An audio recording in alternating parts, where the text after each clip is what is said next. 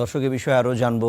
Dhaka college থেকে আমাদের সঙ্গে সহকর্মী যুক্ত হচ্ছেন শাহানুর ইসলাম এবং অন্যান্য বিশ্ববিদ্যালয় ক্যাম্পাসেও রয়েছেন অন্যান্য সহকর্মী। প্রথমে আমরা ঢাকা কলেজে শাহানুরের কাছে যেতে চাই। শাহানুর, এখন কি পরিস্থিতি দেখছেন জানাবেন। বর্তমান পরিস্থিতি একদমই থমথমে। কিছুক্ষণ আগে আলিয়া মাদ্রাসায় যে সংঘর্ষ হয়েছে, বেশ কিছু সংঘর্ষের কথাও আপনারা ইতিমধ্যে জেনেছেন। আমরা 5 থেকে 6টি ককটেল বিস্ফোরণ এবং সাউন্ড গ্রেনেড সাউন্ড শুনেছি। তারপর থেকে কিন্তু যুবদলের যারা নেতাকর্মীরা রয়েছেন তারা আলিয়া কলেজে ছাত্র দল এবং ছাত্র শিবিরের মধ্যে সংঘর্ষ রয়েছে। তারপরে তারা একটি বড় মিছিল নিয়ে ঢাকা কলেজের সামনে এসেছিলেন এবং তারা একটি সংবাদ সম্মেলন করে জানিয়েছিলেন এবং তারা বলছিলেন যে আজকের যে সংঘর্ষ এটি ছাত্র শিবির মূলত পরিকল্পনাভাবেই করেছেন। এবং এইখানে ছাত্র দলের যারা নেতাকর্মীরা রয়েছেন, বিশেষ করে যদি ঢাকা কলেজ ছাত্র দলের সভাপতির সাথে একটু কথা বলতে চাই।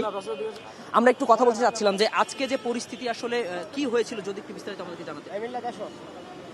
আজকের পরিস্থিতি, আমাদের কলেজে একটি প্রোগ্রাম ছিল, কর্মী সম্মেলন ছিল আমাদের। সেটা হলো আপনার প্রতি মাসের নিয়ে আমরা মত বিনিময় সভা করি, বর্ধিত সভা বলতে পারেন। সেই প্রোগ্রামে যখন আমাদের ছাত্রদলের কর্মীরা আসতেছিল, ডিপার্টমেন্টের সামনে থেকে তাদের উপর একজন অতর্কিত হামলা চালায়।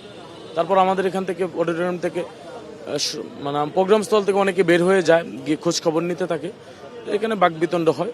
তো ওখান থেকে তারা চলে যায়, চলে গিয়ে ক্যাম্পাসের সামনে এখানে জামায়াতের কিছু লোকজন নিয়ে তারা উপস্থিত হয় এবং আমাদের ক্যাম্পাসে মুভমেন্ট করবে এরকম একটা পরিকল্পনা করে। তো আমরা ক্যাম্পাস থেকে বের হই। বের হওয়ার পর আমাদের সাথে প্রথমে এখানে সাক্ষাৎ হয়।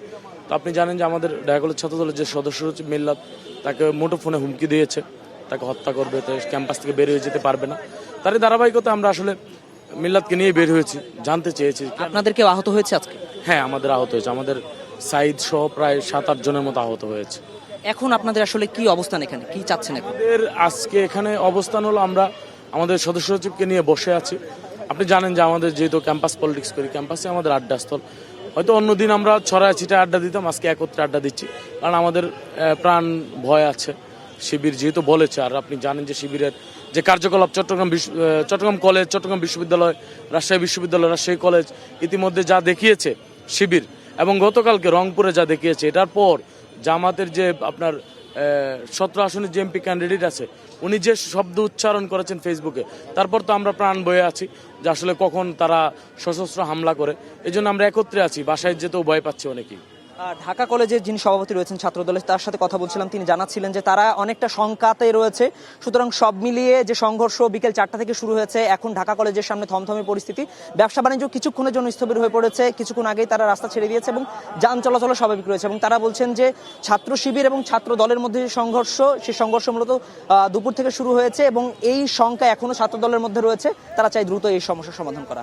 শাহানুর, আপনাকে ধন্যবাদ। নিরাপদে থেকে সংবাদ সংগ্রহ করুন। পরবর্তীতে আবারও আপনার সঙ্গে যুক্ত হব এবং তথ্য জানবো। আমাদের আরেকজন সহকর্মী জগন্নাথ বিশ্ববিদ্যালয় থেকে তসলিম হোসেন রনি আমাদের সঙ্গে যুক্ত আছেন। রনি, জগন্নাথ বিশ্ববিদ্যালয়ের এখন কি পরিস্থিতি দেখছেন, কি বলছেন দুদলের দুপক্ষের সমর্থকরা?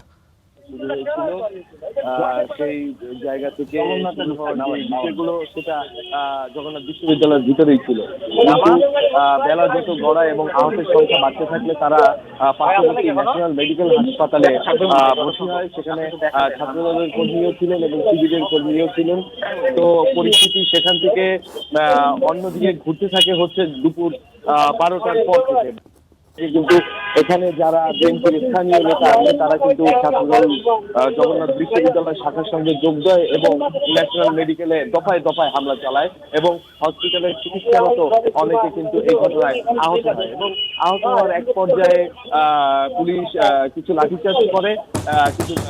লাঠিচার্জ করে কিন্তু টিয়ার সেল অথবা রাবার বুলেট নিক্ষেপ তারা করেনি এবং পরিস্থিতি নিয়ন্ত্রণে এনে হসপিটালের দুটো গেট ছিল, দুটো গেট ব্লক করে দেয় এবং জগন্নাথ বিশ্ববিদ্যালয়ের দুটি গেট ছিল, সে দুটি গেটও পুলিশ ব্লক করে দেয়। তারপরে যেই ঘটনাটা ঘটে, দুপুর নাগাদ আবার বিএনপির স্থানীয় নেতাসহ ছাত্রদল দক্ষিণের অনেক নেতারা এখানে প্রবেশ করে এবং জগন্নাথ বিশ্ববিদ্যালয় শাখা ছাত্রদলের অনেক নেতা এখানে প্রবেশ করে। তাদের বিষয় ছিল যে এখানে জামাতের বড় কোনো এমপি এখানে উপস্থিত আছে এবং তাকে তারা এখান থেকে বের করার একটা চেষ্টা করে, কিন্তু পুলিশের কারণে তারা আর হসপিটালের ভিতরে ঢুকতে পারেনি। কারণ আপনারা জানেন এমনি পুরান ঢাকা একটি জনবহুল এলাকায় তাদের এই গণ্ডগোলকে কেন্দ্র করার পরে তারা এই মেডিকেলের ভিতরে আসে এবং এখন এই ভিতরের পরিবেশ শান্তই আছে এবং শিবির ছাত্রদল অথবা বিএনপির কাউকে এই মুহূর্তে জগন্নাথ এবং জগন্নাথের আশেপাশের এলাকায় দেখা যাচ্ছে না। রিশান, এই ছিল জগন্নাথ বিশ্ববিদ্যালয় এলাকা থেকে সর্বশেষ সংবাদ। রনি, আপনাকে ধন্যবাদ। দর্শক, যেমনটি আমরা জানছিলাম জগন্নাথ বিশ্ববিদ্যালয়ের পরিস্থিতি স্বাভাবিক আছে, তেমনটি জানাচ্ছিলেন তসলিম হোসেন রনি। আরেকজন সহকর্মী ধানমন্ডি সিটি কলেজের সামনে থেকে আমাদের সঙ্গে যুক্ত আছেন সাব্বির আহমেদ। সাব্বির, আইন শৃঙ্খলা পরিস্থিতি এখন কেমন দেখছেন এবং আইন শৃঙ্খলা বাহিনীর উপস্থিতি কেমন দেখছেন? ধন্যবাদ ঋষান। আইন শৃঙ্খলা পরিস্থিতি বলতে আসলে দুপুরের দিকে যেহেতু ঢাকা কলেজ এবং ছাত্র শিবিরের নেতাকর্মী ঢাকা কলেজে যেহেতু ছাত্র শিবির এবং ছাত্রদলের নেতাকর্মীদের মধ্যে সংঘর্ষের ঘটনা ঘটেছিল, সেই সময় আইন শৃঙ্খলা পরিস্থিতি কিছুটা বিঘ্ন ঘটে এবং পরবর্তীতে আইন শৃঙ্খলা বাহিনীর সদস্য অর্থাৎ প্রচুর সংখ্যক পুলিশ মোতায়েন হয়। ঢাকা কলেজের বাইরে তারা অবস্থান করছিল এবং পরবর্তীতে তারা এই মুহূর্তে ধানমন্ডি এসে অবস্থান নেয় এবং যখন এই মারামারির ঘটনা বিভিন্ন জায়গায় ছড়িয়ে পড়ে এই মারামারির তথ্য, তারপর থেকে আমরা দেখেছি যে নিউ মার্কেট এলাকায় যে যুবদলের নেতাকর্মীরা, ধানমন্ডির যে যুবদলের নেতাকর্মীরা, পাশাপাশি বিভিন্ন কলেজের এবং ঢাকা মহানগর উত্তরের যে ছাত্রদলের নেতাকর্মীরা, তারা সবাই এসে আসলে সম্মিলিতভাবে এখানে অবস্থান করা শুরু করেন এবং তার প্রেক্ষিতে আসলে সেই সময় কিছুটা যান চলাচল স্থগিত হয়ে যায়, যান চলাচল বন্ধ হয়ে যায়। তখন কয়েক দফায় ধাওয়া পাল্টা দেওয়ার ঘটনা ঘটে এবং তারপর থেকে এখনো পর্যন্ত পরিস্থিতি স্বাভাবিক রয়েছে এবং যে কোনো ধরনের অপ্রীতিকর ঘটনা এড়াতে সে সময় পুলিশ মোতায়েন রয়েছিল, কিন্তু এখন পুলিশ সদস্যরা এখান থেকে চলে গেছে, যান চলাচল স্বাভাবিক রয়েছে। তবে বিএনপির যে নেতাকর্মীরা রয়েছে, বিভিন্ন ইউনিটের নেতাকর্মীরা যারা রয়েছে, তারা কিন্তু এখনও এখানে অবস্থান করছেন এবং আপনি দেখতে পাচ্ছেন তারা বিভিন্ন ধরনের লাঠিসোঁটা নিয়ে আসলে এখানে অবস্থান করছেন।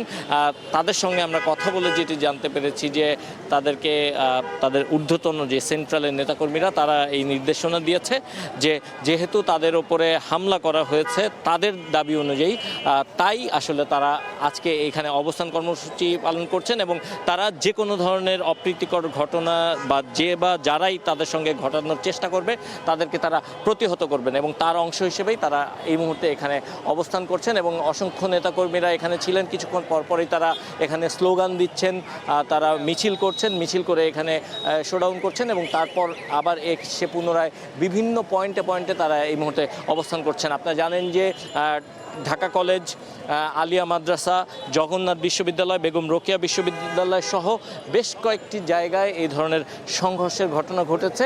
এই সংঘর্ষের ঘটনাকে কেন্দ্র করেই মূলত এই উত্তেজনা বিরাজ করছে এবং এই কারণেই আজকে তাদের এখানে এই মুহূর্তে এই ধানমন্ডি এলাকায় অবস্থান। তো এই ছিল এই মুহূর্তে ধানমন্ডি এলাকায় এই সংঘর্ষ এবং সংঘর্ষ পরবর্তী যে পরিস্থিতি সে ব্যাপারে সবশেষ।